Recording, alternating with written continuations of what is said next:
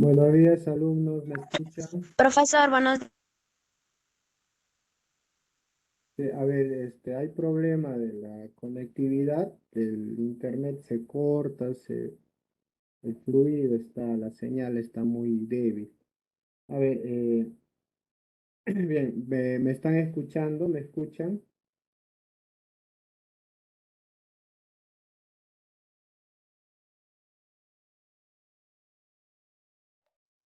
Sí, profesor.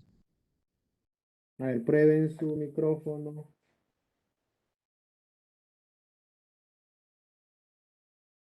Profesor, se te lo escucha claro. Mute, Castro. Ya, ya. Bien, listo. A ver, tengan ustedes muy buenos días. A ver si está más fluido ya. A ver, las primeras horas estaba en cámara lenta, me movía así despacio, pero ahora está en vivo. Muevo y está bien, ¿ya? Está más nítido. Ya, bien, disculpas por bueno, no determina de mí, ¿no? La señal. Bien, bien alumnos, vamos a irnos con con la última semana, con el último tema de hoy.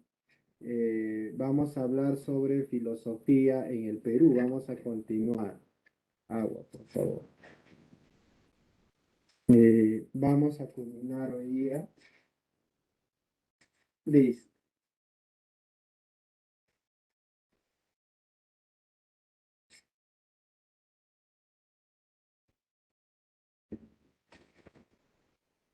Bien, ¿nos da tiempo o voy a darles las claves de la práctica del libro? Eh, ya les lo estaba revisando, me han mandado en foto y estaba leyéndolo. Entonces, ya tenemos las claves. Si nos alcanza el tiempo, vamos a tratar de dárselos, ¿ya? Bien, entonces vamos a continuar porque nos está ganando ya la hora rapidito, pasa alumno, ¿sí? Rápido se va. Bien, continuamos con filosofía en el Perú.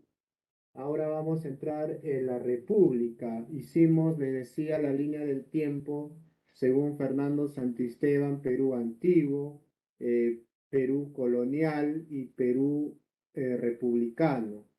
Perú antiguo, hemos visto pre-inca, se ve inca, hemos visto filosofía o cosmovisión andina.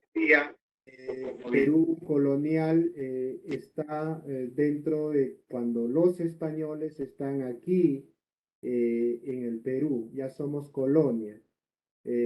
Finalizando ya la colonia por 1700, no, claro, 1700 o 1800, los primeros años de 1800, ya viene la emancipación, ¿no?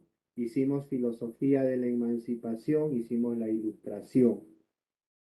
Luego tenemos la República, ¿no? La República, el primer presidente de la República, bueno, ustedes, ¿no?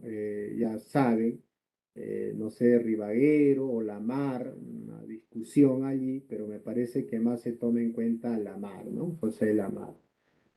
Entonces, cuando ya estamos en República, 1827, 28, 29, 30, ¿no? Entonces nos vamos ya a la República, ¿sí? Y en la República aparece el romanticismo, yo ya les expliqué por qué romanticismo, se está enamorado o se desea el orden español. Bartolomé Herrera conservador, Benito Lazo es liberal. El positivismo, ahora vamos a hablar del positivismo no universitario. El positivismo no universitario está representado por Manuel González Prada. Entonces, Manuel González Prada es el representante, ¿no?, de positivismo no universitario. Manuel González Prada es literato, es periodista, ensayista en sus tiempos, ¿sí? Y va a ser un crítico sobre la pérdida ante la guerra con Chile, ¿no? Nosotros tuvimos una guerra, la guerra del Pacífico con Chile, 3 años prolongados. Los primeros años fue el combate naval, donde perdimos al Huáscar. Luego viene la invasión territorial, ¿no? Desde el sur se invade hasta el norte, ¿no? Se llega Ya, hasta el profe. norte. Entonces los chilenos ganan esta guerra y Manuel González Prada también participó de esta guerra, ¿no? Estuvo en la batalla ya en Lima, en Miraflores. Entonces invaden los chilenos, están por las calles. Manuel González Prada se encierra en su casa para no salir. A la vez, Manuel González Prada, luego después del tratado que se da ¿no? La paz, los chilenos regresan a su nación, el Perú queda destruido económicamente. Manuel González Prada hace sus críticas en por qué perdimos la guerra, ¿no? Diagnostica los problemas y lo va a difundir a través de sus ensayos, sus comentarios periodísticos, y lo va a difundir en la literatura también, ¿no? Manuel González Prada entonces es un protagonista del positivismo no universitario porque no estuvo dentro de la universidad.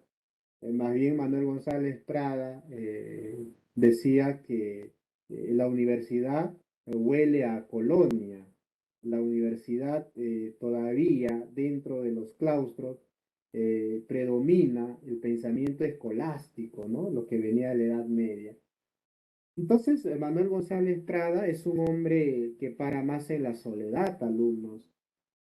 Manuel González Prada está muy alejado, está molesto, es crítico y en vez de agradecer a Prada, digamos, los gobernantes más bien lo achacan, ¿no? Combaten contra Prada. Prada es como no es como el veneno, el Raimax, las moscas es como los gobernantes y lo que hacen los gobernantes es opacar, ¿no? Acabar el Raimax, todo el veneno, muerto Prada y empieza nuevamente a fulminar y parece que hasta hoy en día aún siguen los postulados o aún sigue lo que dijo Prada.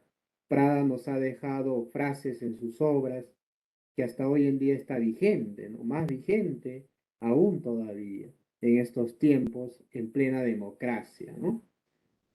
Bien, vamos a hablar entonces de Manuel González Prada. Fue antirreligioso, eso está en el libro, porque antirreligioso, porque Prada ha sido ateo, agnóstico, no creía, él sencillamente creía que la religión vino al Perú para ser sumiso al hombre andino, para quitarle su creencia en la tierra. Cuando el español, el sacerdote, le decía, indio, sufre acá, que cuando mueras serás feliz, al indio le quitaron, le arrancaron el respeto a la tierra, le arrancaron, digamos, la creencia que ellos tenían hacia la tierra, el trabajo. Entonces, Prada dice en uno de sus ensayos, mientras que el español indica con la mano arriba ganarás el cielo, los españoles le quitaban sus tierras. Y cuando los indios regresaron a sus tierras, pero regresaron y se hicieron esclavos, se hicieron siervos de la tierra. Es decir, en plena república, nosotros estábamos en la Edad Media, ¿no? Eso es lo que quiere decir Prada, eso es lo que hace el análisis Prada. O sea, en plena república, en vez de liberar al indio, ¿no? Porque en las primeras constituciones se prohibía cobrarle impuesto al indio, pero la clase, ¿no? Acriollada decía, pero ¿de dónde vamos a pagarnos los sueldos? Ah, ya, al indio pues hay que sacar de ellos, de su fuerza, hay que sacar la riqueza para pagarlo, ¿no? Entonces, de esa manera, el indio, el hombre andino cae esclavo, siervo en la Edad Media. O sea, en plena república nosotros estamos en la Edad Media, ¿no? Cuando Europa ya había avanzado. Bien, entonces, por eso fue antirreligioso, porque Prada decía, los españoles vinieron con sus cuentos de hadas, con su Biblia, y con esos cuentos le quitaron la vitalidad al indio, incluso su vitalidad de lucha, ¿no? Le quitaron. Fue anarquista porque Prada decía que el Estado peruano, la república, la democracia, ¿no?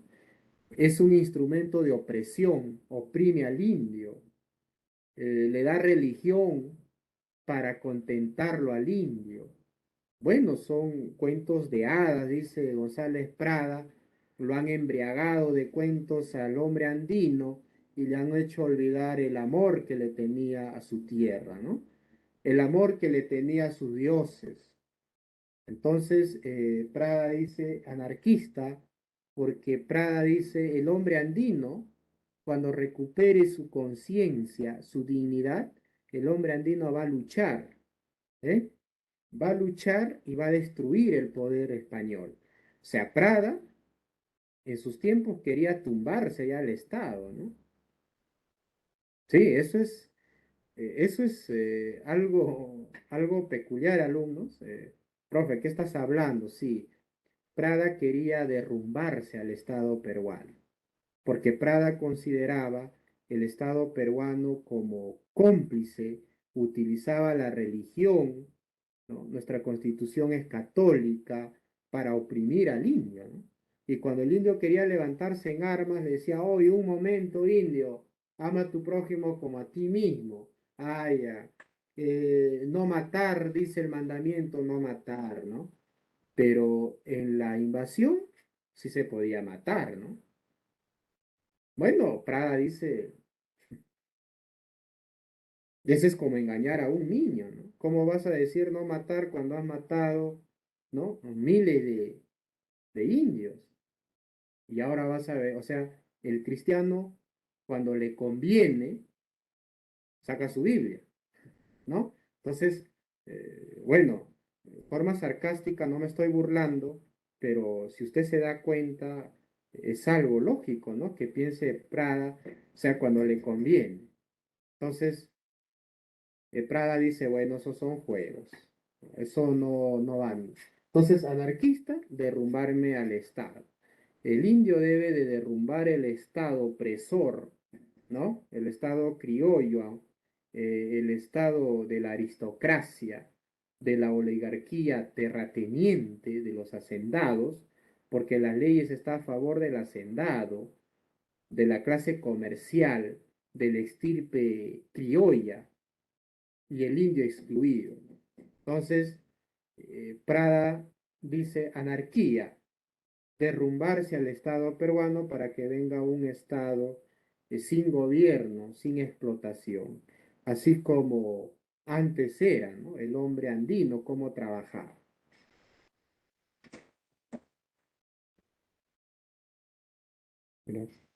Entonces, alumnos,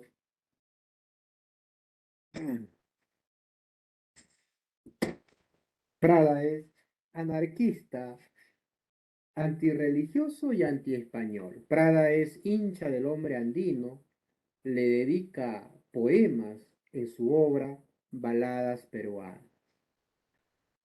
Bien, entonces dice Prada, el Perú perdió la guerra con Chile por ignorancia. A ver, ¿quiénes eran ignorantes? Principalmente eran ignorantes los presidentes de la República, ¿no?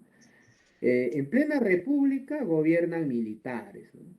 Si usted hace un análisis, en la República han sido gobernantes intelectuales. A ver, hay que hacer un análisis a los franceses, a los alemanes, y ver cómo nace la República. Incluso los romanos impulsan la República y la forma de República eran intelectuales, ¿no? Los gobernantes. Pero en República del Perú en 1827 son militares. Bueno, Prada siente molestia, dice, wow. 1827, 1900, militares, gobernantes. cuando eso ya pasó de moda en Europa, ¿no? Prada se chanca la cabeza, solo sucede en Perú, ¿no? Entonces el Perú perdió la guerra con Chile por ignorancia, porque los gobernantes no aceptaban ciencia. Los gobernantes nunca apostaron por las ciencias positivas, las industrias, la producción, ¿no? Lo único que hacían los presidentes es crearte una escuela, un profesor enseñaba todos los cursos, nos contaban mitos y hasta ahora, ¿no? Manco Cápac, Mama Obvio, salen del lago Titicaca, cosas incoherentes, diría Prada, ¿no? Nos enseñan que el Perú es rico, pero no le enseñamos qué hacer con la riqueza, ¿no? ¿Ven? Prada entonces dice, la ignorancia de los gobernantes no les hizo apostar por la ciencia. Por eso hemos perdido la guerra con Chile. Chile se preparó 10 años, 12 años antes, ¿no? Desde los golpes que dio a la Confederación, ¿no? En historia. Los chilenos no les convenía a la Confederación que Bolivia se una con Perú, lo hacía más potente, lo hacía más fuerte.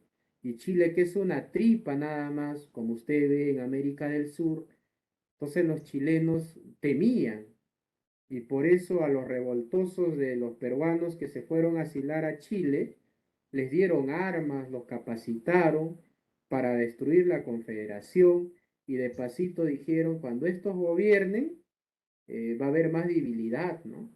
Y nosotros podamos, ¿no? Quitarles tanto terreno el peruano y no sabe qué hacer, ¿no? En cambio, los chilenos tenían sus empresas o tenían sus grupos comerciales en Antofagasta, en Tarapacá, ¿no? En esos lugares.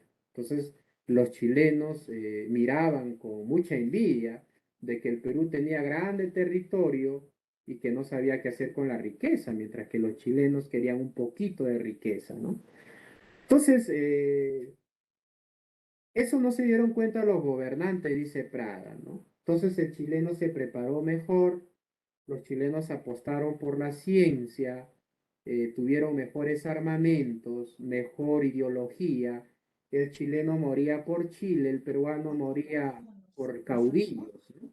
Un grupito por acá, otro grupito dándonos golpes de Estado, peleándonos entre peruanos y los chilenos aprovechan, ¿no? Los chilenos nos ganan esta guerra. El Perú verdadero es indígena. Claro, el Perú, Prada dice, el indio está excluido del proyecto en el Perú.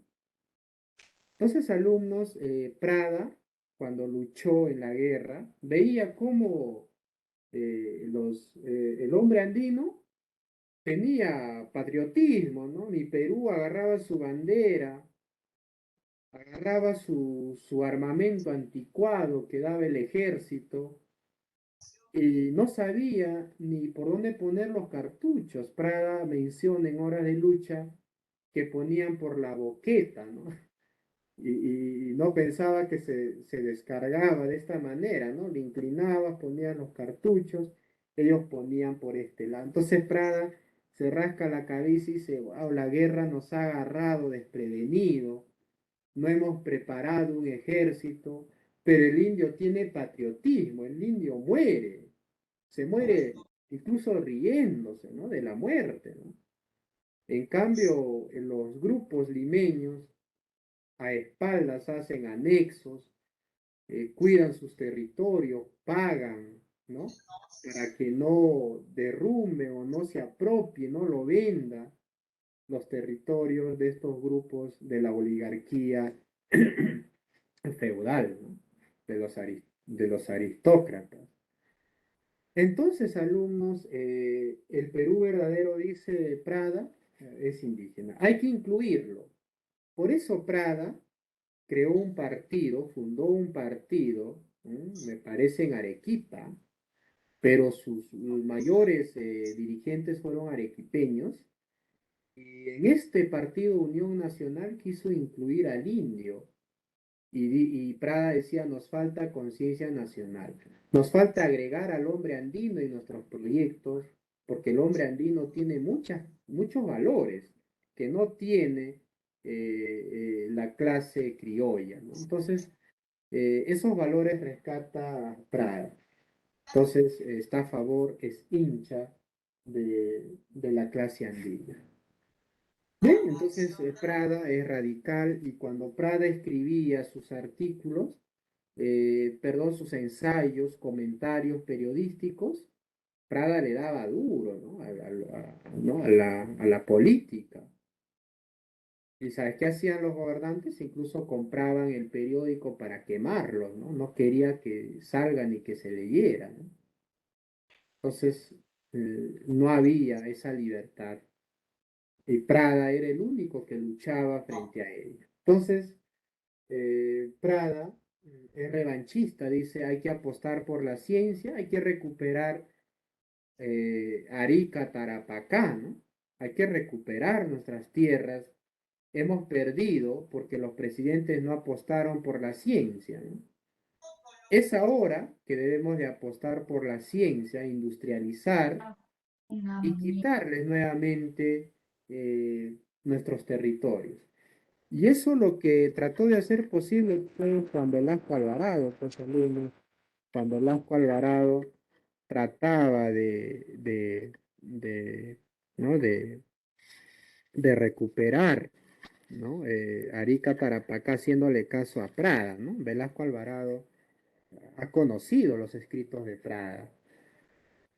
Y luego viene esta frase que está en la obra a páginas libres, está esta frase en el discurso del Politeama.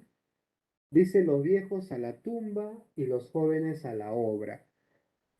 Profesor, ¿qué? ¿Prada quería matar a los viejitos? Ah, yo tengo a mi abuelito, mi tío, que va a decir a la tumba, o sea, lo va a matar. Esto me hace recordar a la frase, ¿no? Que, bueno, no sé, ustedes estaban niños, no sé, pero fue un partido político, me parece, del nacionalismo de Ollantumala, donde hablaban que los viejitos los van a matar, ¿no? Esto me hace recordar un poco esta frase, los viejos a la tumba y los jóvenes a la obra. Cuando Prada dice los viejos a la tumba, no dice que hay que matar a los viejitos, sino lo que dice es que los viejos en pensamiento, pensamiento viejo es la escolástica, pensamiento viejo es no apostar por la ciencia, esos pensamientos que no debe de gobernar. ¿Cómo va a gobernar en una república militares que no conocen, que no están muy compenetrados en la intelectualidad, en el conocimiento territorial? Entonces, esos viejos en pensamiento nos ha llevado a la derrota con la guerra con Chile. Entonces, ahora, después de la guerra con Chile, que no gobiernen esos que gobernaron en el pasado, esos viejos troncos que dieron frutos pestilentes, frutos amargos, esa generación no. Ahora hay que contar con los frutos nuevos, con los árboles jóvenes. Estos jóvenes en pensamiento van a apostar por la ciencia y van a reconstruir al Perú, ¿no? Después de la derrota con la guerra con Chile. Ese es el mensaje que nos da los viejos a la tumba y los jóvenes a la obra. Los jóvenes en ideas, en ideas. Porque hoy en día hay muchos jóvenes que nada de idea política tienen, ¿no? Entonces son viejos en ideas. ¿Eh? Entonces, Prada dice, los viejos en pensamiento a la tumba y los jóvenes a la obra.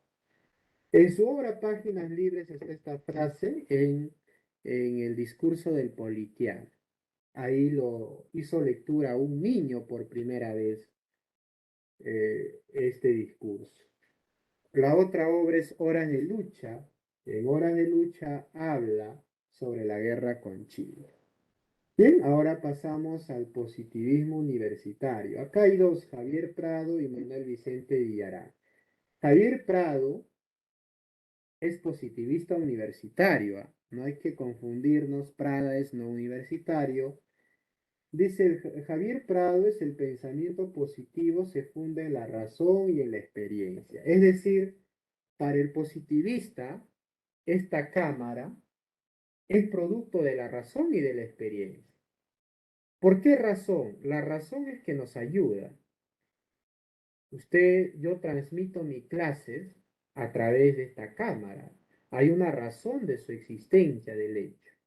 ¿Y por qué experiencia? Porque está hecho gracias a la experiencia que el hombre lo ha convertido, ¿no? El hombre con conocimiento científico, física, química, ha compuesto esta cámara, lo ha hecho. Entonces, los positivistas están a favor de la razón y están a favor de la experiencia. ¿Eh? Tiene su existencia de esta cámara es justificada. Otra cosa es decir, hubiera una cosa así, así, que no exista, ¿no? Entonces eso es metafísica. Para los positivistas es válido que sea real. ¿Se acuerdan del positivismo? Conocimiento real, conocimiento científico, que ayude a la humanidad. Me ayuda a mí porque soy humano y les ayuda a ustedes también porque son humanos. Nos facilita la clase. El otro es Manuel Vicente Villarán. Manuel Vicente Villarán tiene aportes en la educación. Dice, la educación está orientada al trabajo productivo. Manuel Vicente Villarán, alumnos, quería convertir al colegio como una semi-industria, una semifábrica, ¿no? Eh, para la producción. Entonces, la experiencia y la razón hace la productividad. El alumno produce, ¿sí? Por el bien de la humanidad. Entonces, eso es el deseo de todos los positivistas. ¿Sí? Entonces, Manuel Vicente Villarán impulsa en el currículo, ¿no?, nacional una prescripción, un proyecto de que los colegios deben transformarse en ser productivos, ¿no? Bueno, es una idea también de Manuel Vicente Villarán. Por el otro lado, tenemos a otra corriente filosófica que en su libro está, y en su libro está,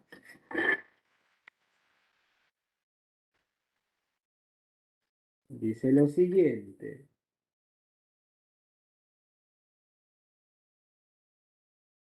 el, el espiritualismo. Los espiritualistas, el espiritualismo también surge en Europa y uno de los enfatizadores es Bergson, Henry Bergson. Ahí está en su libro. Los espiritualistas dicen que el hombre no solamente es natural, sino también la parte espiritual, ¿no? ¿Ve? Renace el espiritualismo. Y Alejandro Deustua es el representante del espiritualismo en el Perú, ¿no? Hay otros también representantes. Dice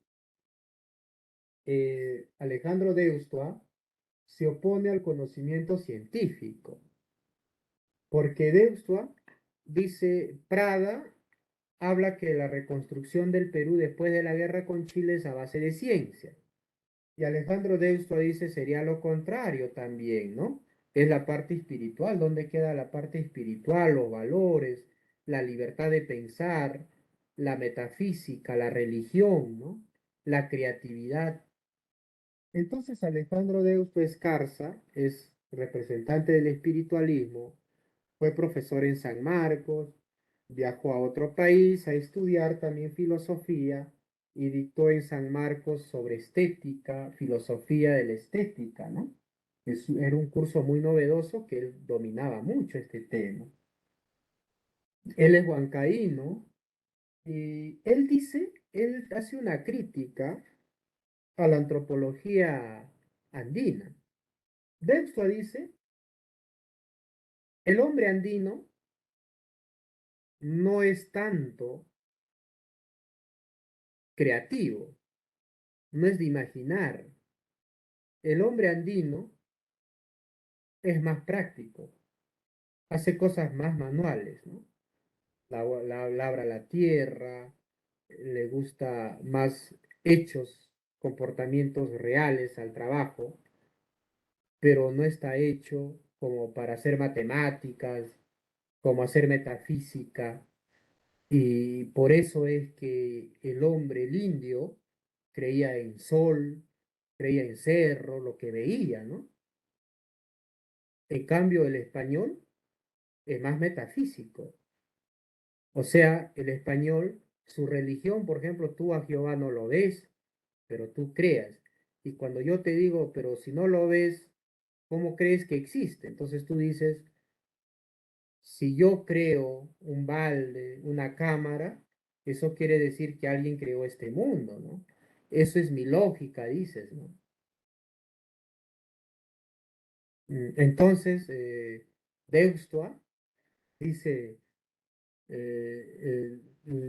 la cristianidad, el español, ¿no? O las personas civilizadas en habla hispana son más creativos. Prácticamente es como un racismo, pues, ¿no?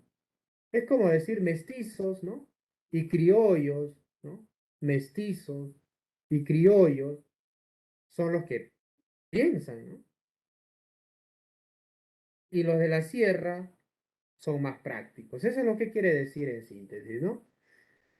Entonces, por eso dice él, cuando tú pones a un niño de los Andes, no entiende, ¿no? Es matemáticas no es fácil para él, ¿no? Porque no tiene esa capacidad. Es más, todavía se lanza y dice, el indio siempre ha seguido líderes, por eso moría por Cáceres, ¿no? Por Piérola, porque no tiene conciencia, no tiene un pensamiento más elevado. Por eso le han criticado a Deusto, mucha crítica recibió, pero no sé, no sé qué pensarás tú, no hago con la intención de ofender, quiero que quede claro, no sé, sería cuestión de investigar más lo antropológico, voy a revisar más, pero he leído algunos textos y, y de verdad que lo dice así, ¿no? Por ejemplo, el hombre andino, el niño andino, es más perezoso estando en la escuela, escuchando teoremas de matemática, él se duerme, dice, ¿no? Pero sácale al campo, púchele en el campo, es un astro, ¿no? Entonces, hace diferencia. Y por eso Deusto dice, la pérdida de la guerra con Chile se da más en valores que en ciencia. Prada quiere reconstruir en ciencia. ¿Y dónde quedan los valores? Los valores es primordial, dice Deusto. A ver, se perdió la guerra porque no había lealtad a la patria. ¿Ya? Los valores de lealtad. Se ha perdido la guerra por traición allá, entonces con valores, que el peruano ya no sea traición a su patria, ¿no? Que no haga. ¿Qué más? A ver, se mentían. Entonces él dice, la educación debe ser en valores para que el peruano ya no mienta, ¿no? Bueno, son dos posturas. Y Alejandro de esto dice, nos falta educación, nos falta cultura, hay que vitalizar. Entonces en la universidad hay que tener intelectuales escogidos, dando su examen, pero también deben de practicar valores. Es como decir, ¿cómo puedo yo poner a un profesor si tiene tres esposas o dos esposas? ¿No? ¿Cómo puedo poner a un profesor que tenga hijos regados, ¿no? Sin reconocer y que diga, ¿no? ¿No? De dársela de mujeriego, por ejemplo. Eso ya no es un valor, ¿no? No un valor ético. ¿Cómo podemos tener de autoridad a alguien que se ha comprobado de corrupción? ¿Cómo se le puede indicar a él para que eduque? No, lo va a hacer mal. Entonces, se debe elegir personas intachables que practiquen valores. Eso es la élite de intelectuales para resolver los problemas de la cultura. Ellos van a vitalizar la educación, van a vitalizar nuestra cultura, valorizado en pensamiento creativo, en creatividad, en libertad, en esa formación. Entonces dice, la cultura ideal consiste en la libertad, imaginación y sentimiento, ¿no? El hombre debe también tener sentimientos de solidaridad, ¿no? De cooperación.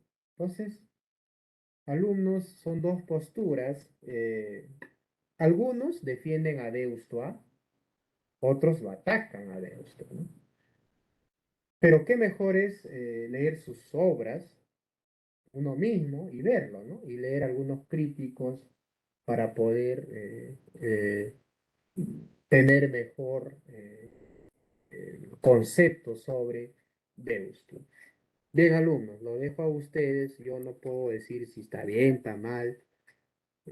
Son perspectivas de estos intelectuales. Bien, a grandes rasgos hablé sobre el espiritualismo. Ahora nos vamos con los movimientos socialistas. Los movimientos socialistas eh, son dos representantes, Víctor Raúl Haya de la Torre y José Carlos Mariátegui. Estos dos representantes están más estrechados a la sociedad peruana, es decir, a toda la sociedad, ¿no? Al campesino, al obrero calificado, al obrero no calificado, al comerciante, al ambulante, al cargador, todo. Entonces, los movimientos sociales engloba a la clase que no se le consideraba antes. Ahora estos dos intelectuales se acercan más a la clase trabajadora. ¿Por qué? Los dos han conocido a González Prada. González Prada, Víctor Haya con Mariátegui conocieron a Prada. Por ejemplo, Víctor Haya de la Torre vino desde Trujillo, porque Víctor lee la obra de Prada y Prada lo quiere, perdón, Haya de la Torre desea conocerlo. Viene a San Marcos, ¿no? Y todas las tardes se iba a la Biblioteca Nacional para conversar con Prada. Prada estaba ahí de bibliotecario, ¿no? Él le pedías un libro, él te sacaba, te prestaba. Y ahí llega Víctor, ¿no? Y conversa con Prada. Prada era un hombre en soledad, no era de conversar, era parco, pocas palabras, pero un pensador. Y Víctor conversó con él, lo conoció. También José Carlos Mariátegui, ¿no? Tuvo un acercamiento a ellos. Pero a la vez, Víctor con José Carlos Mariátegui son marxistas. Marx dijo que la clase obrera es la más explotada. Y Víctor con José Carlos Mariátegui toman ese principio y dice, en mi Perú la clase obrera es poco, más son campesinos. Estamos retrasados. ¿Ven? Es más, estos dos intelectuales, Haya con Mariátegui, empiezan a estudiar con voracidad todos los escritos que se hayan hecho en el Perú, hasta de los extranjeros, ¿no? Leen bastante preocupados en conocer la realidad. Leen las obras de Prada y por eso Mariátegui dice, Prada es el apóstol de la nueva juventud, porque cambia la manera de pensar. Él nos enseñó, porque Prada muere y estos dos discípulos de Prada van a seguir el proyecto de Prada, ¿no? Entonces, de esa manera, alumnos, se hacen conocido Víctor Raúl con José Carlos Mariatti, inspirados en Prada.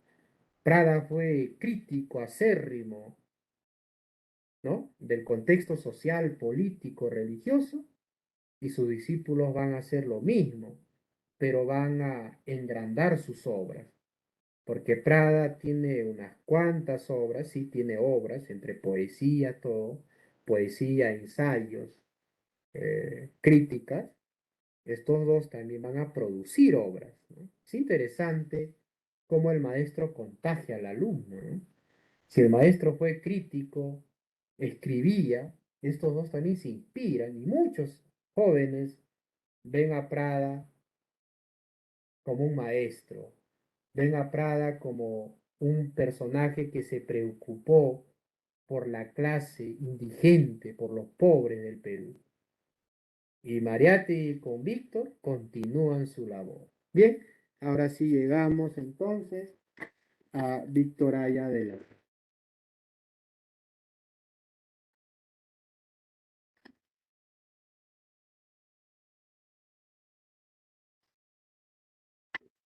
Víctor nació en Trujillo. Víctor nació en Trujillo. Su padre era abogado, ¿no? Era de clase media, también tenían su hacienda, es decir, los bisabuelos de Víctor han sido hacendados, ¿no? Eh, nace, en Trujillo. eh, Víctor Aya vive con su, eh, con su nana, ¿no? Y la nana tenía a sus hijos, vivían en el campo, y Víctor Aya, desde muy pequeño, despertó sentimientos hacia el campesino, alumno. Cuenta su biógrafo Luis Alberto Sánchez, cuando hacían protesta en Trujillo, Víctor salía corriendo desde la primaria y miraba con un gran espectáculo, como tú cuando vas al cine, ves tu cine, él cuando veía las marchas, miraba, leía las pancartas. Desde niño ya era abocado y le dice al maestro, algún día, ¿no?, estaré ahí, ¿no? Es interesante la biografía, quien ha escrito bien la biografía de Luis Alberto, recomiendo bibliografía para conocer a Víctor Aya, es de Luis Alberto Sánchez, ¿no? Entonces, de jovencito, él enseñaba a los hijos de sus trabajadores, los que trabajaban la tierra de sus padres, él les enseñaba a leer. Ese tiempo se veía la excluidad, pues, alumnos. El hombre andino siempre fue excluido, hasta en la República, hasta el 70, hasta el 80, hasta ahora, ¿no? Pero en otro aspecto, bajo otra forma. Entonces Víctor quería mucho a su nana, porque le dio de amamantar desde que era bebé, su madre no lo hizo una trabajadora, un empleado, una natacha, así como llamamos, y él enseñaba a sus hijitos y jugaba con sus hijos, les enseñaba a leer, a escribir, ahí despierta su solidaridad. Tanto ha sido cuando Víctor se fue al exilio, los hijos de sus empleados se volvieron apristas. Víctor les dio esa libertad. ¿Se dan cuenta, alumnos? Víctor practicó eso. Es como liberar sus siervos, ¿no? Y algunos murieron en esa época donde los apristas se batieron con los militares, ¿no? Bien, entonces su biografía de Víctor es desde pequeño fue político, ¿no? Ahora nadie quiere ser político ya, ni tenemos esa noción, ¿no? Hay marchas, nos molestan, ¿no? Más vienen acá el tráfico, deben irse a su casa, deben de trabajar, ociosos, así habla la población. pero Víctor compartía sus sentimientos. ¿Eh? Quizás por eso ya no hay líderes, ¿no? Pucha, eso no sé qué carencia será. Víctor se va exiliado, se exilia porque es un luchador social.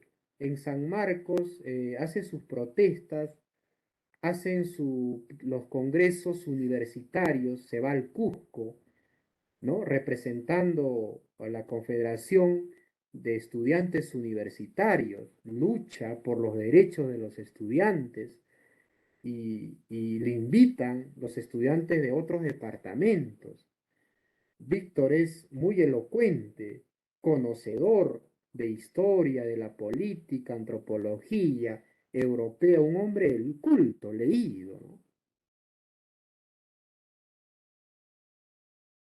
Funda el APRA en México en 1924. El APRA significa Alianza Popular Revolucionaria de América.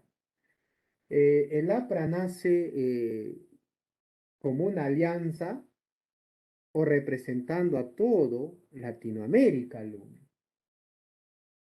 que representa a los pueblos de Indoamérica. Es decir, el APRA es un partido que lo funda en México y que tenga presencia en todo Latinoamérica, es decir, desde México hasta Chile, ¿no? Hasta abajo, hasta el sur.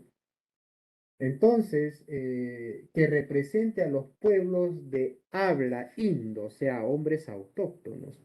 Por eso habla de Indoamérica. Entonces el APRA se funda en México y llega a Trujillo. Víctor viene del exilio, ya fundado el APRA, y lo esperan en Trujillo sus amigos. Hace su discurso, luego pasa a Lima y va a fundar el partido aprista, y sus otros compañeros, ¿no? Que eran de otros países también, están comprometidos en abrir, ¿no? Sus sedes del APRA en toda América, en toda Latinoamérica, alumnos. El pensamiento de Víctor fue grandioso, ¿no? El partido aprista fue creado por un peruano para representar a todo Latinoamérica. Esa idea es grandiosa, muy respetada, ¿no? Hacia Víctor Raúl Haya. Víctor decía, la clase media debe hacer una revolución, ya que el proletario es una clase incipiente, ¿no? Proletario y campesino no puede hacer la revolución, dice Víctor. La que debe de hacer es la clase media, los intelectuales. Porque la clase campesina no tiene ese grado de conciencia, ¿no? Es como que yo me vaya a Panao y veo ahí trabajando a los campesinos y le diga, maestro, ¿usted no se ha dado cuenta que usted es esclavo, es siervo de la tierra? Y él me mira y me dirá, pues no, yo soy libre, me voy y me tiro mi chatita, me voy a mis fiestas patronales, trabajo cuando quiero, soy libre, yo no soy esclavo, ¿no? Entonces se dan cuenta, para Víctor sería eso, ¿no? Que no se da cuenta, no tiene ese grado. Pero si tú le preguntas a un abogado o a un intelectual, a un profesor, ¿existe la esclavitud? Entonces el profesor te dice, sí, pero en otra forma, ya no como en la edad antigua, no como en la edad media, sino la edad contemporánea, empieza de tal año a tal año, aparecen estas clases, la política se divide, o sea, te explica, tiene grado de conciencia. Entonces, Víctor dice, ellos sí pueden rebelarse. En cambio, el campesino no tiene ese grado de conciencia, ¿ve?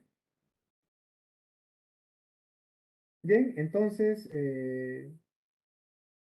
la clase media debe hacer la revolución. Y alumnos, Tordique ha escrito un libro voluminoso sobre la barbarie aprista, ¿no? Sobre la barbarie.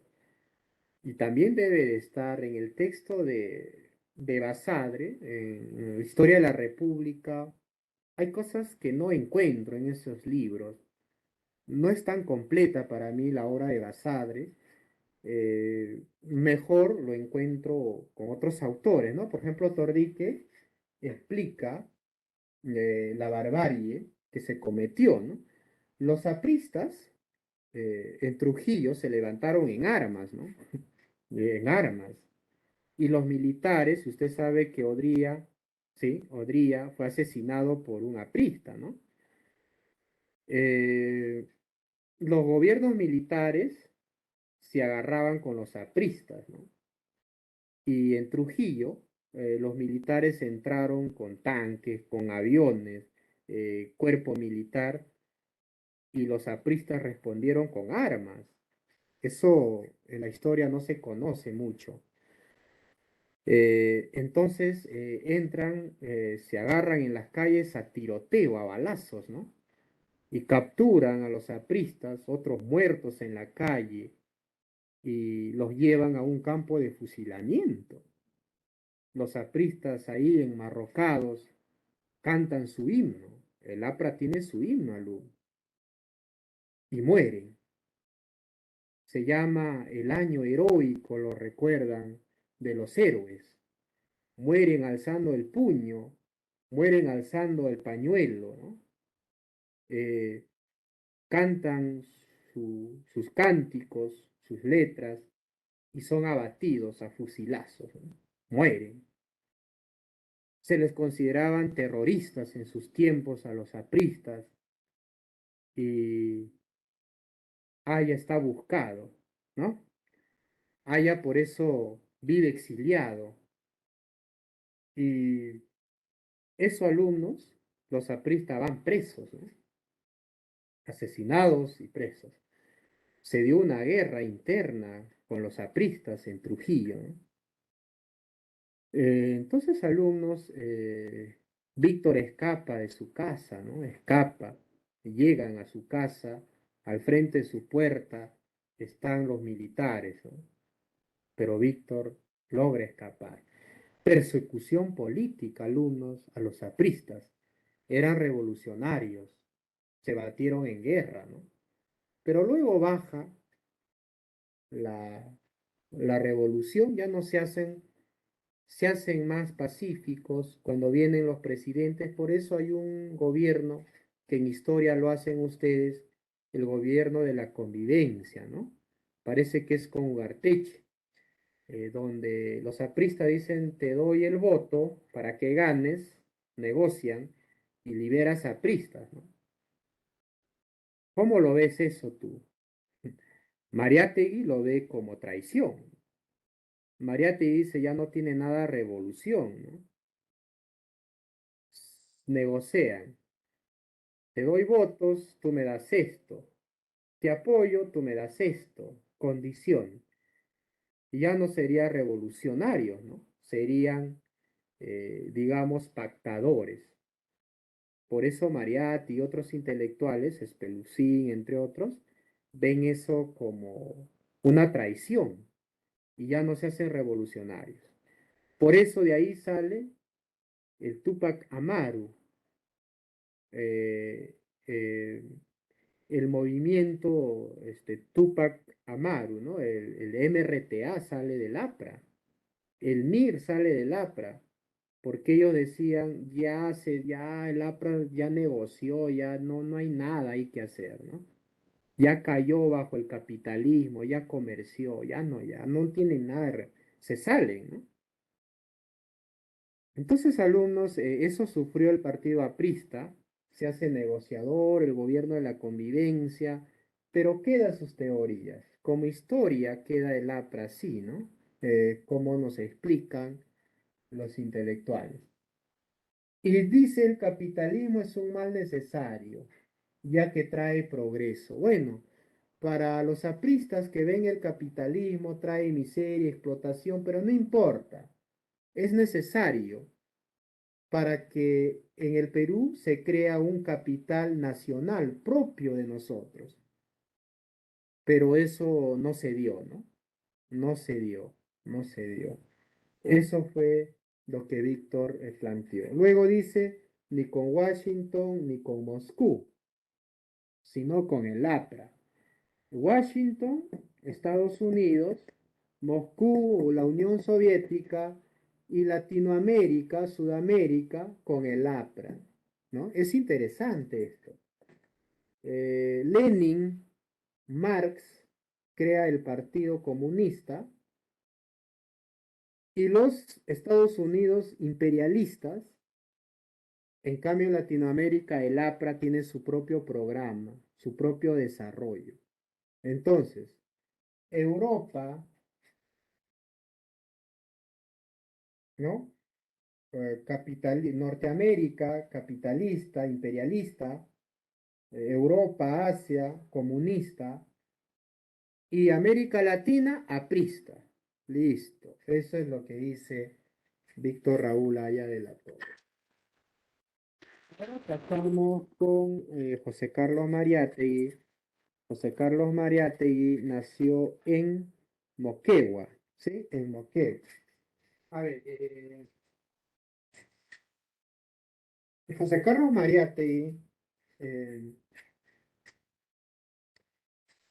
el colegio de Moquegua, el colegio insigne de Moquegua se llama José Carlos Mariátegui La Chira, así como en Huánuco Leoncio Prado, Moquegua lleva el gran colegio José Carlos Mariátegui La Chira, ¿no? Nació en Moquegua. José Carlos Mariátegui rompe con el APRA porque ya no tiene nada de revolucionario. Muchos se separaron para formar otros partidos. Y José Carlos Mariátegui era prista en sus inicios y luego se hace socialista. Va a simpatizar más con el marxismo europeo. José Carlos Mariátegui también sale exiliado, se va a Europa, estudia más el marxismo, tiene amigos marxistas, va a viajar, desea llegar a Rusia, pero no llega, ¿no? Su salud se quebraja, Mariátegui muere joven, ¿sí? Pero Mariátegui también va a tener sus propios postulados, va a fundar el Partido Socialista Peruano, ¿no? En cambio, Víctor es el APRA, su creación propia, ¿no? José Carlos Mariátegui plantea el marxismo abierto, que significa, el marxismo abierto significa que el marxismo se innova. Y Mariátegui lo innovó al marxismo europeo para adaptarlo un marxista para América. O sea, Mariátegui le cambió al marxismo europeo. El marxismo europeo es crudo y Mariátegui cambia al marxismo europeo y lo convierte en un marxismo americano, peruano. ¿eh? Teoría de los mitos. Para los marxistas europeos no existen los mitos. La religión no sirve, no es válido para los marxistas europeos. Pero Mariátegui dice, la religión, los mitos, ayuda al hombre andino. Entonces, el hombre andino debe de seguir teniendo su mito. ¿El mito en qué? En sus creencias, en su cultura. Entonces, el hombre andino debe de tener fe en el socialismo, porque éramos socialistas, sino que los españoles interrumpieron. Los españoles, con su llegada, se rompió el AINI, la MITA.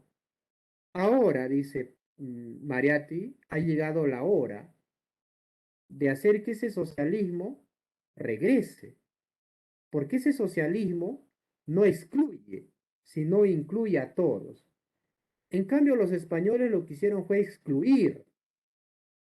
Ahora, el hombre andino va a incluir a todos. Mira, qué interesante. Y Mariátegui dice, la aristocracia, la clase comerciante limeña, es improductiva. Le gusta solo vender riqueza cruda porque tiene de siervos al hombre andino. Se acabó. El hombre andino debe destruirlos para instaurar un socialismo. Y el socialismo es más beneficioso porque al hombre incluye y termina la explotación, la marginación, el problema que tiene el hombre andino. Por eso el hombre andino debe tenerle fe a su socialismo. Por eso acá dice, moralidad del socialismo fue una humanidad, fue mejor, más progresista, ¿no? Los incas con el socialismo hicieron grande, ¿no? Tahuantinsuyo. No había hambre, no había mendigo. Pero con la llegada de los españoles se destruyó. Ahora por eso hay pobres, explotados, marginados, etc. La estética de la revolución, las obras de arte también deben tener clase. Por ejemplo, yo no solamente puedo dibujar naturaleza, también debo dibujar al hombre andino, así como lo dijo Sabogal, ¿no? Escribió al hombre andino, a un niño pidiendo limosna. Entonces, por ejemplo, en Mairo, no sé en qué parte he visto, ya creo lo borraron. En Lima también hay el arte urbano, ¿no? Que dibujan ahí una persona, un niño flaquito, con rasgos andinos, vendiendo caramelito. Entonces, tú cuando ves, dices, oye, ese existe. Ay, entonces la estética está retratando la vida real, ¿no?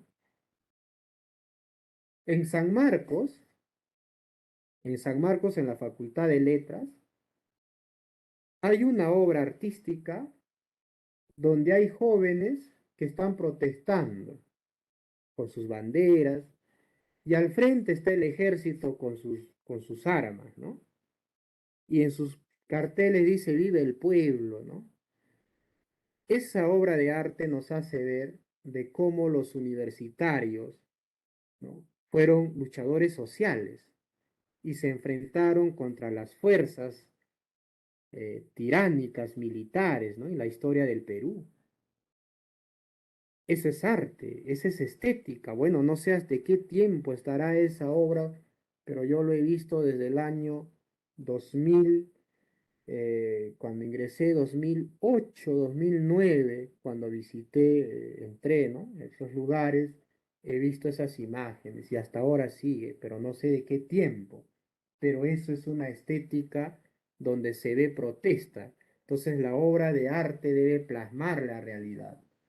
Su obra de Mariátegui, Los siete ensayos de interpretación de la realidad peruana, estos siete ensayos significa siete problemas.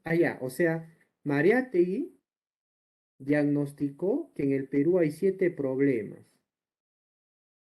Y la obra Siete ensayos es una obra sociológica, ¿no?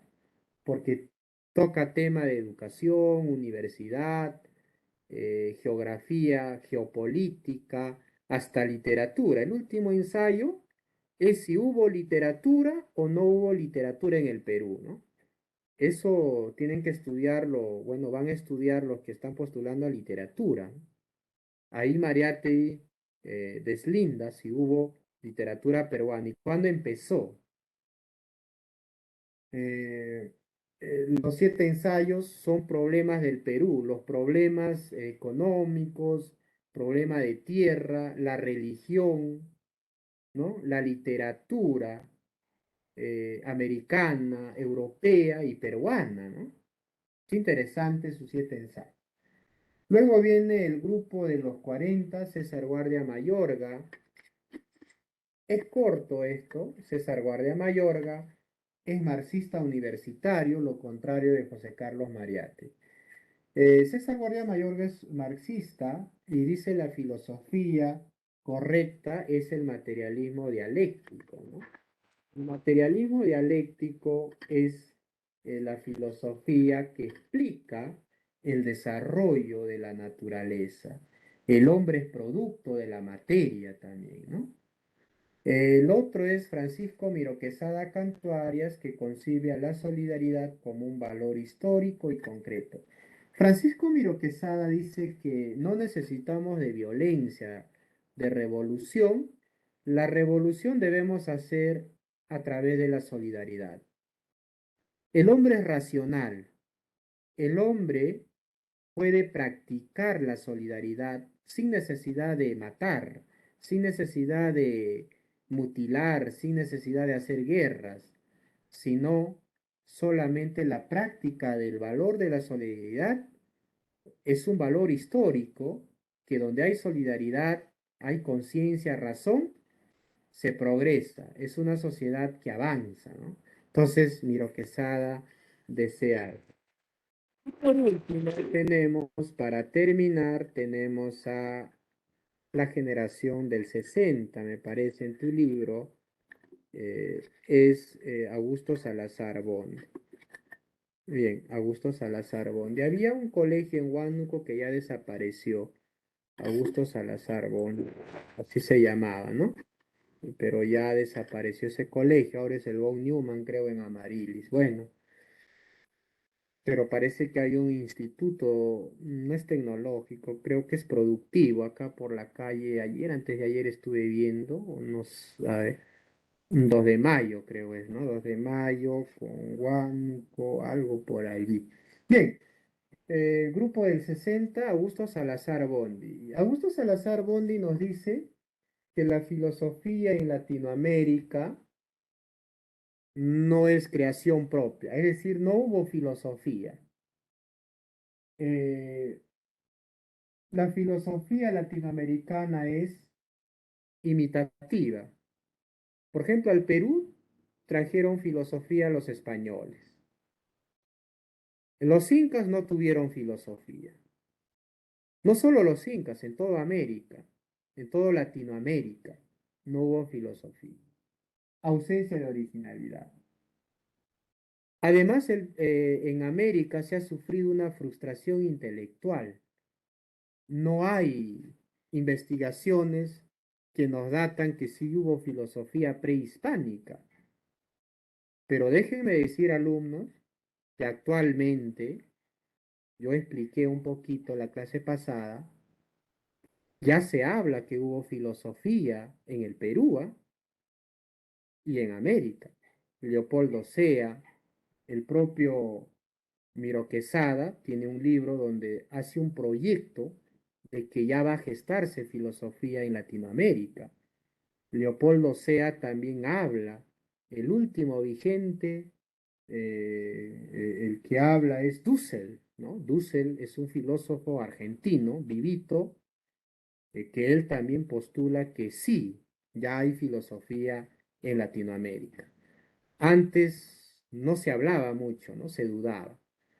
Ahora hay escritos. Entonces, para Augusto Salazar Bondi, la filosofía latinoamericana es imitativa, no tiene originalidad, es copia de Europa, hay frustración intelectual, no hay investigación. Eso es la carencia. Y Augusto Salazar Bondi, ¿cómo va a haber filosofía auténtica en Latinoamérica y en el Perú? Ah, ya. Eso es a través de la revolución socialista humanista. Es decir, va a haber cuando haya un socialismo humanista, un socialismo que se gobierne por democracia, ¿no? Porque Augusto Salazar Bondi fundó un partido político, ¿no? Donde él intentaba llegar, ¿no? A un cargo político. Entonces, por ese lado, él intenta eh, llegar a un socialismo humanista, sin violencia, ¿no? Se diría. Otro, ¿cómo tener filosofía auténtica cuando los peruanos cambiemos de conciencia? Ustedes como jóvenes en el colegio habrá una conciencia de patriotismo, habrá una conciencia política, o sea que nada, no pasa nada. Mira, ahorita te voy a explicar un poquito. El alumno en el colegio le hace bulla, se manda cartas, no le gusta el curso, de repente sale afuera. Cambio de hora, se va al baño. 15 minutos. Eh, Cuando expone, lee, no voltea al frente, está leyendo su papelote. Cuando está sentado, hace bulla, ¿no? Hablas algo importante, bueno, hay que saberlo también transmitir, ¿no? No tiene conciencia, ¿no? No es que lo diga, no sea malo, pero el peruano no cambia la conciencia. Si tenemos un presidente elegido por elección, debe gobernar, porque lo he elegido por democracia. Y no tengo autoridad de que no me gobierne, ¿no? Era como cuando gobernó Merino, mucha gente no se movilizó. Los que se movilizaron fueron universitarios con los gremios, ¿no? Y murieron 2 jóvenes. Esos jóvenes, de alguna otra manera, estudiaron o tenían conocimientos sobre realidad nacional, ¿no? No creo que por gusto vayan, ¿no? Y para mucha gente ociosos son los que van allí, ¿no? O son improductivos, ¿no? No tenemos conciencia, alumnos, no hay conciencia. No tenemos cultura política, nos falta mucho. Los periódicos, La República, El Comercio leen poco, más leen Trome, ¿no? Noticias, periódico La Chuchi, no sé, El Chino, ¿no? Esos periódicos. Bueno, eso es su valor. Y luego dice crear una identidad nacional. Bueno, la identidad nacional todavía no está tan creada, ¿no? Porque no tenemos un cambio de conciencia. Bondi dice, nosotros opacamos lo nuestro, ¿no? Nosotros somos un país subdesarrollado. Él plantea una filosofía de la liberación. Voy a ponerlo acá. Plantea, plantea una filosofía de la liberación. Filosofía de la liberación. No vaya a ser que venga así la filosofía de la liberación. ¿De qué me voy a liberar? De lo extranjero. Para Bondi, no somos libres, porque somos un país subdesarrollado. ¿Bien? Pero él plantea una filosofía de liberación. Todos debemos liberarnos, pero no podemos porque hemos copiado. Los congresistas copian constituciones, leyes extranjeras. Nuestros métodos de educación extranjera. Todo proviene. Por eso dice Bondi, somos un país dominado, porque somos un país subdesarrollado. Nuestras autoridades no mandan, sino obedecen, no crean, porque le limita la creatividad. Económicamente exportamos materia prima, ¿eh? No hay creatividad. En el colegio no hay, ni el profesor ha cambiado de conciencia y menos va a ser el alumno. Nuestra educación es repetitiva. Nos enseñan cómo enseñar, nos cuentan historias tergiversadas, nos enseñan y nosotros enseñamos al alumno, lo enfermamos, retrasamos su conciencia. Somos aliados del subdesarrollo. Un alumno de los Andes va a una ciudad, sufre discriminación por parte de las autoridades, pueden ser de la institución y por parte de sus compañeros. Habla su quechua, no le felicitamos, no tratamos de aprender, nos burlamos. Pero cuando alguien habla inglés, eh, es progreso. Hablas quechua, es quedarte acá nada más. El inglés, pues, te da oportunidades. Nosotros mismos desvalorizamos lo que tenemos. Nosotros mismos nos avergonzamos de nosotros, de nuestra propia cultura. nos asesinamos nosotros mismos. No tenemos una conciencia, alumnos. Una revolución socialista no va a haber sin conciencia. Sin la educación, sin la identidad nacional no habrá nada. Por eso, alumnos, hasta hoy en día se sufre esa marginación. Nunca hemos valorado lo que es de nosotros. No hemos potencializado. Por eso Bondi plantea una filosofía de liberación. Para construir una nueva filosofía, para construir una libertad, debemos de cumplir estos tres requisitos al menos, ¿no? Pero no llega, ni llegará, me parece, ¿no? Entonces, Augusto Salazar Bondi dice en un libro de que los jóvenes en el Perú piensan que no hay problema social. El joven en el Perú imita, se hace hippie, se hace metalero, se hace rock, bueno, imita costumbres extranjeras y no se da cuenta que hay muchos problemas en la sociedad. No los ve porque su profesor también de repente no los ve. Porque sus periodistas tampoco no describen sus problemas. Nos manipulan porque somos un país sin desarrollo, ¿no? Bien, alumnos, somos un país dependiente. Nosotros no mandamos, sino los países que mandan son los países capitalistas, ¿no? Ellos mandan. Quiero algodón, siembren algodón. Quiero comprar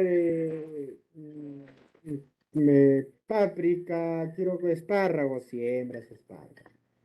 Empresario peruano no tiene facilidad. Que vengan extranjeros, ¿no? Y así es nuestra rutina. Bien, alumnos, hasta ahí las clases. Ahora voy a dar las claves. Espero que se haya entendido un poco las clases, ¿no? Listo, a ver.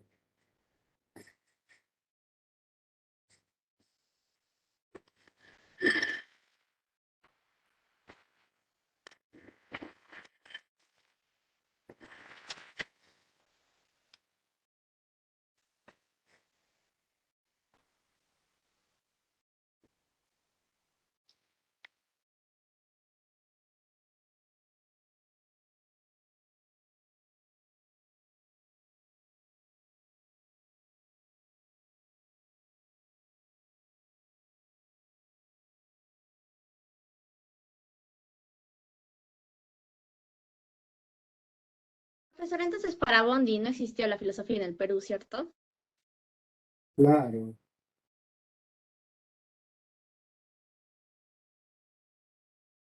¿Quién ha estado discutiendo?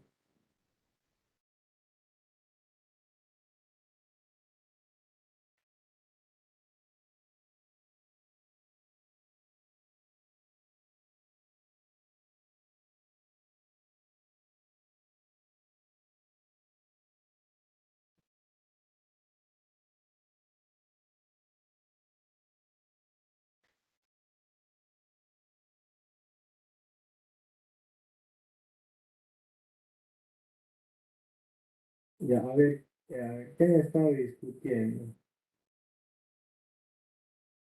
Profe, dice que el quechua no sirve. ¿Qué opina usted? Bueno, ese tópico, ese problema ya ha sido planteado, pues, Pues ¿no? sí sirve, profe, ¿cómo que no? Por ejemplo, a los docentes les sirve bastante. A lo que yo sepa, los docentes sí dan examen de quechua. Sí, justamente eso iba a decirlo. A ver, en los años 80, en los años 70, 60, por ejemplo, en la obra de César Vallejo, en Paco Yunque, ves de alguna otra manera que la mamá de Paco, ¿no? Paco Yunque trabajaba, era su muchacho de Humberto Grieve. Esa palabra, mi muchacho, mi muchacha, ¿no? Mi empleada, es un expectativo de que cuando entra, por ejemplo, a la escuela Paco, ve que los niños juegan y para él es algo extraño. Eh, el quechua, alumnos, en los años 70, 60 era sinónimo de atraso, ¿no? Y eso también lo hacen una característica en la paisana Jacinta. Por ejemplo, en ese cómic, en esa cómic lo vemos, la paisana huele, no se baña, confunde las cosas, habla mal el español, el castellano. Entonces, por eso lo han quitado, ¿no? Lo han quitado de la TV porque era minimizar. En las escuelas, cuando tú venías con rasgos andinos, te ponían el apodo de paisana.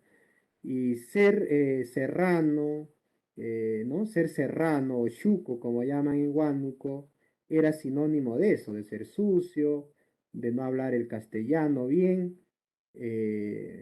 También era de no entender, hacer una cosa por otra cosa, ¿no? Ser torpe. La cual su quechua, el quechua, por ejemplo, yo cuando estudié en las escuelas veía que muchos se burlaban de quien hablaba quechua, ¿no? Nadie felicitaba eso. Ahora los profesores dan el examen de quechua, ya hablan de quechua, no solamente el quechua, sino el ayaninco, otras lenguas que se habla en la selva, pero solamente es un concurso para tratar de aplacar vacantes, ¿no? El que conoce esa lengua tiene más oportunidad, pero dentro del Perú, y te mandan a un lugar alejado, ¿no? Y muchos no quieren ir a lugares alejados porque muchos profesores se capacitan, estudian otros cursos. Yo más lo veo que el quechua lo ponen como un tema para bajar competencia, ¿no? Es como que ahora, por ejemplo, para que estudies posgrados, otros estudios, tienes que saber idioma, ¿no? Entonces, lo hacen con la intención de bajar postulantes. Eso justamente, alumnos, el domingo salió en la República un comentario, justamente lo hacen eso porque hay mucha demanda, ¿no? Hay cuantos profesores sin trabajo que se dedican a hacer otro trabajo. Entonces, no todos pueden ocupar una plaza. Entonces, para ocuparla, tiene que haber una diferencia. Por eso se crea a veces estos tipos, ¿no?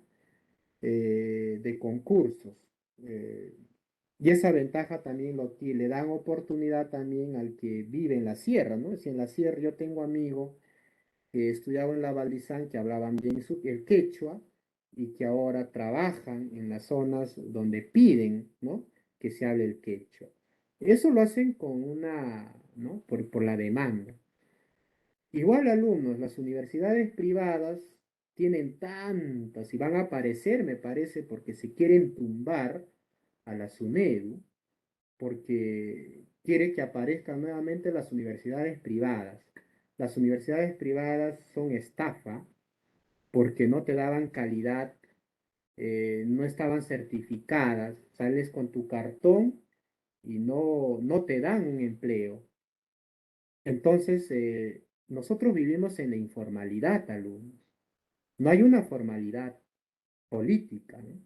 Entonces, si nosotros vamos, para mí, por mí, digo, la docencia se debe de postular y debe haber perfiles del estudiante, ¿no? No cualquiera, así como decía Deusto, ¿no? Pero lamentablemente muchos jóvenes también van a la universidad a pasar el tiempo, mi mamá me dice que ingrese, voy a ingresar, ¿no? Y no todos en la universidad también tienen espíritu investigador, ¿no? Son poquitos. Entonces, alumnos, eso más lo basan en base de competencia, ¿no? Para quitar.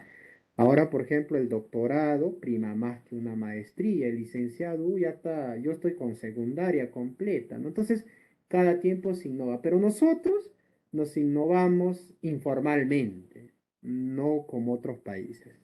Bien, eso sería mi respuesta. Ahora sí, me parece estamos muy alargados. Ustedes están en receso, ¿sí? Están en receso. A ver, 5 minutos voy a darle las claves. ¿Sí? A ver. Profesor, ¿desde qué semana va a dar las claves? ¿Desde la semana 7? Voy a las 6. dio. Desde las 6, profesor. Ya, 6, 1. no hay respuesta, y es Tomás Moro. 2, E de nano. 3, B de burro. 4, Espérese, profe, así no, pues. Profe, Profe, espere, ¿qué repita. práctica dijo, profe? ¿Qué práctica, profe? Así no No se se me entiende. lo que, profe. De Profe, seis. no se la pase, profe. Estamos en la práctica práctica 6. 6. 47 está. No 240. tomo desayuno todavía, ¿ya? Espere, profe, ¿qué práctica dijo? Práctica práctica? 6. Ya, una sola vez voy a hablar para avanzar, 147. no nos vamos a atrasar. Pero despacio, profe, frenando un poquito, no te vayas de corrido. Ya, agarren su lápiz. Sí, profe. Tranquilo, práctica Número seis. de práctica y preguntas, profe, porfis. Ya, No muy práctica rápido, 6. profe. 1, Calmadito, calmadito. Tomás Moro. En el 1 no hay clave, escriban Tomás Moro. 2, la E de nano. 3, la B de burro. 4, la D de dedo. 5, C de casa. 6, C de casa. 7, E de nano. 8, C de casa. Práctica 7. Práctica 7. Práctica 7. 1, D de dedo. 2, B de burro. 3, A de avión. 4, C de casa. 5, E de nano. 6, C de casa. 6, C de casa. 7, E de nano. 8, B de burro. Profe, disculpe, la 7, ¿cuál dijo? 7, E de nano. Profe, la 2 y la 3, pues se me fue el maldito internet del orto, por favor. 2, B de burro. 3, A de avión. Ya, profe, gracias. 8, B de burro. Práctica 8. Práctica 8. 1, D de dedo. 2, A de avión. 2, A de avión. 3, D de dedo. 4,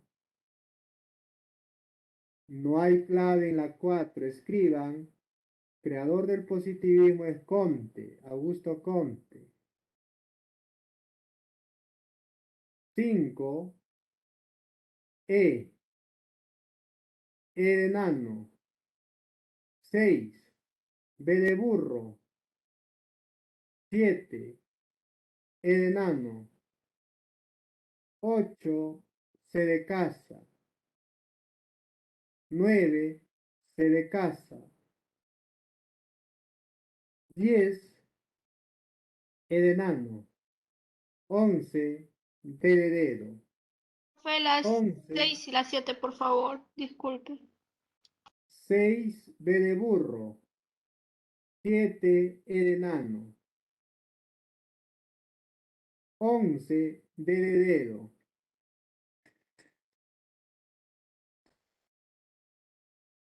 Práctica 9.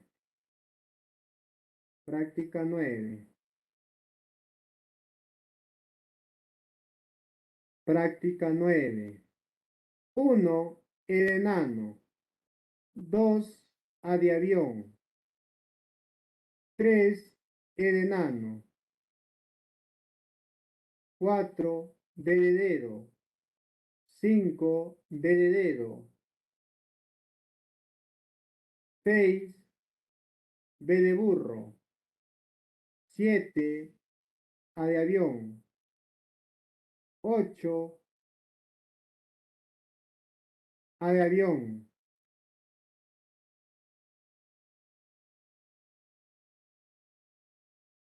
Listo, pasamos práctica 10. Práctica 10.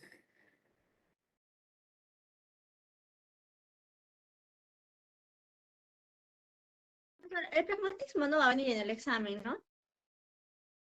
En el examen no va a venir pragmatismo ni filosofía analítica. Pero yo les expliqué qué tal viene, ¿no? Habían alumnos que, bueno, por eso expliqué todo. Ya. Práctica 10. Ah, 1. A de avión, León Portillo. 2. B de burro. 3. A de avión. 4.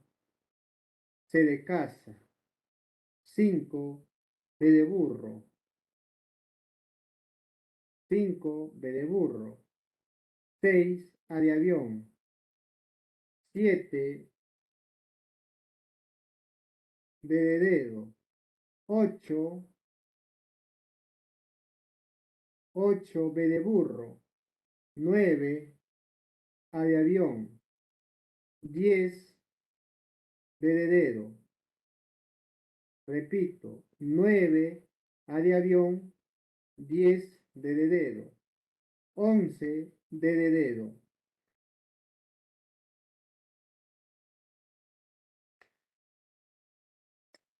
Práctica 11, la última, para que se vayan a tomar desayuno. Práctica 11. 1. No hay clave. Eso es González Prada. Escriban González Prada. 2. D de dedo. 3. B de burro. 4. D de dedo. 5. D de dedo. 6.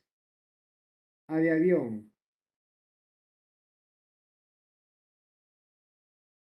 7. D de dedo. 8. C de casa. 9. A de avión. 10. C de casa. 11. A de avión. Repito. 9. A de avión. 10. C de casa. 11. A de avión. 12. A de avión. Colorín colorado. La clase se acaba. Bien, alumnos, es todo por hoy.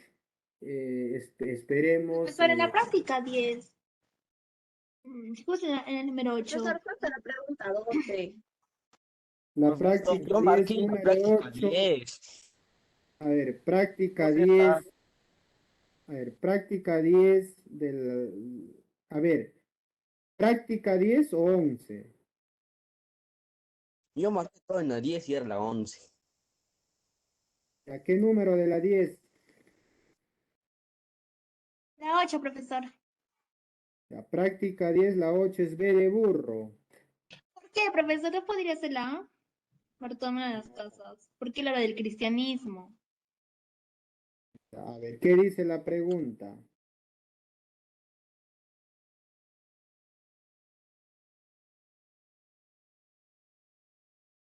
A ver, la práctica 10, número 8 es la B. ¿Qué dice la pregunta? A ver, Arnold, no tengo yo, solo en foto me lo han enviado. A ver, si estás dudando, ¿qué dice? Ya, profesor, lo voy a leerlo. Indica al jurista y teólogo que justificó que fue necesario hacer la guerra a los indígenas para someterlos al cristianismo. Claro, ahí dice que aplicó la guerra. Y ahí en la pizarra yo puse, ¿quién justificó que se le haga la guerra a los indios? Ginés de Sepúlveda. Bartolomé de las Casas estaba al contrario. ¿Ves? La respuesta es O, la B, sino que está para un poquito detenerse. Por eso en el examen tienen que leer bien la pregunta, ¿no? O sea, ahí dice que justifica que se le haya hecho la guerra, ¿no? Entonces, Yo puse en la pizarra que eso fue Ginés de Sepúlveda, ¿no? Y se le sometió a la fuerza por el cristianismo. En cambio, Bartolomé los no sometió, sino predicó por las buenas, los hizo cristianos, ¿no?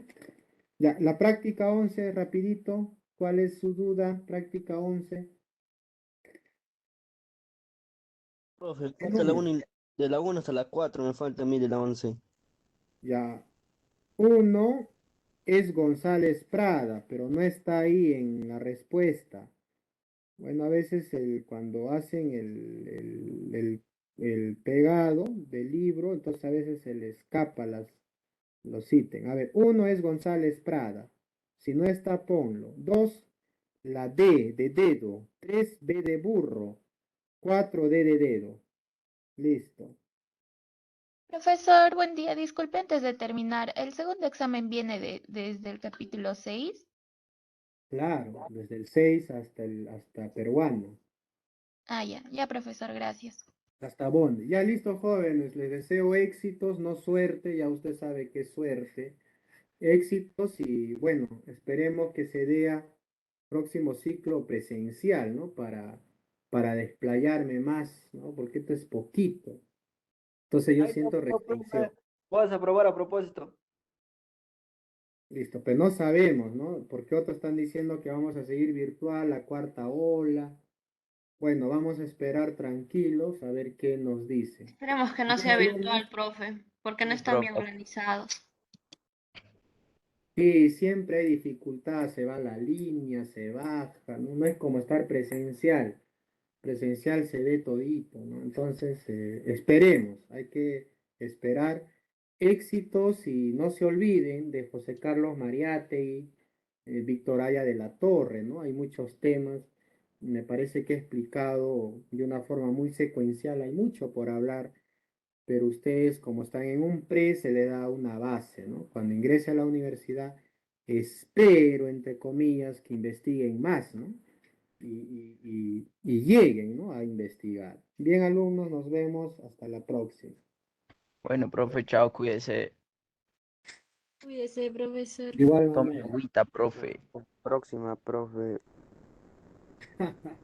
Ya te estás dando, ya bueno, ojalá sea la presencial, ¿no? Yo también espero con ganas la presencial. Hasta la Bien, próxima, profe, cuídese. ya, a nombre de la CEPREVAL, muchas gracias. Espero que todo esté bien, ¿no? Que se haya aprendido.